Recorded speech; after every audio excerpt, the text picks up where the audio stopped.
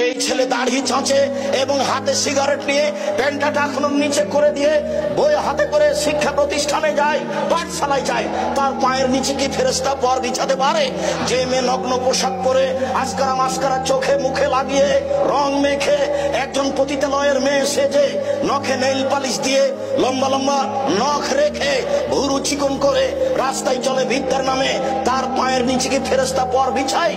তাহলে রাসূল সাল্লাল্লাহু আলাইহি ওয়াসাল্লাম যে বললেন ইন্নাল মালায়েকাতা লা তাদউ আজনিহাতাহা রিজওয়ান তালিবুল ইলম, পৃথিবীর মানুষ শুনে রেখো, নিশ্চয় ফেরেশতাগণ যারা বিদ্যা অর্জন করে তাদের পায়ের নিচে পর বিছায়। তাহলে সেই বিদ্যা কোন বিদ্যা? শুধু তাই নয়, মুহাম্মদ সাল্লাল্লাহু আলাইহি ওয়াসাল্লাম আরো বলেন, মনে রাখো পৃথিবীর মানুষ ইন্নাল আলিম ইস্তাগফির লাহু মান ফিস সামাওয়াতি ওয়া মান ফিল আরদি ওয়া হিদান ফি জাওফিল মায়ে, যারা বিদ্যা অর্জন করে তাদের জন্য ক্ষমা চাই যা কিছু আকাশে আছে, তাদের জন্য ক্ষমা চাই যা কিছু জমিনে আছে, তাদের জন্য ক্ষমা চাই গর্তের মধ্যে পিপিলিকা, তাদের জন্য ক্ষমা চাই পানির মধ্যে মাছ, সারা পৃথিবীর জীবজন্তু কীট পতঙ্গ পদার্থ জড় পদার্থ যা কিছু পৃথিবীতে আছে সবকিছুই সেই বিদ্যা চর্চাকারীর জন্য আল্লাহর দরবারে প্রার্থনা করে, আল্লাহ তুমি তাকে ক্ষমা করো। তাহলে সেই বিদ্যা কোন বিদ্যা?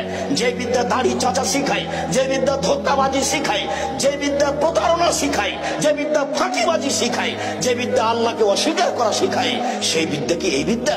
সম্মানিত দিনী ভাই বোন, তাই তো রাসূল সাল্লাল্লাহু আলাইহি সাল্লাম বলেন, পৃথিবীর মানুষ শুনে রেখো, এই ফলে বিদ্যা উঠে যাবে ও একতরায় জাহাল, মূর্খতা বেড়ে যাবে।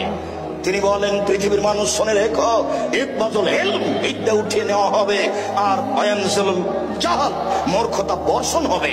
আমরা তো জানি যে পানি বৃষ্টি বর্ষণ হয়, আল্লাহর নবী বলছেন মূর্খতা বর্ষণ হবে, বিদ্যা উঠিয়ে নেওয়া হবে।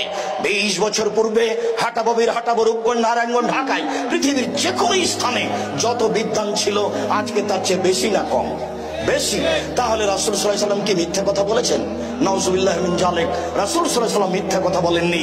যে বিদ্যা দিয়ে আল্লাহকে চেনা যায় না, যে বিদ্যা দিয়ে হালাল হারাম বোঝা যায় না, যে বিদ্যা দিয়ে আল্লাহর অসন্তুষ্টি অর্জন করা যায়, যে বিদ্যা দিয়ে ধোঁকাবাজি, ফাঁকিবাজি, শয়তানি, জুয়াচুরি, লুপ্তরাজ শেখা যায়, সেই বিদ্যাকে রাসূল সাল্লাল্লাহু আলাইহি ওয়াসাল্লাম নাকচ করে দিয়েছে। আমরা বলি না বাংলা শিখতে হবে না, আমরা বলি না ইংরেজি শিখতে হবে না, আমরা বলছি মূল বিদ্যা হচ্ছে কোরআন হাদিস, আর আনুষঙ্গিক প্রয়োজনীয় বিদ্যা হচ্ছে বাংলা ইংরেজি। একটা বিশ্ববিদ্যালয়ে ভর্তির জন্য 100 নাম্বার পেতে হবে কোরআনে, আর যখন 20 নাম্বার পাবে ইংরেজিতে তাকে পাস করে দিতে হবে। যদি 90 নাম্বার কোরআনে পাই তাহলে তাকে পাস দেখাতে হবে না।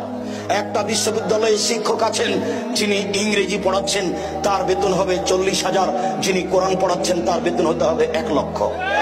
তাহলে সেই বিদ্যাটা বাস্তব মানুষ বুঝবে ও জানবে।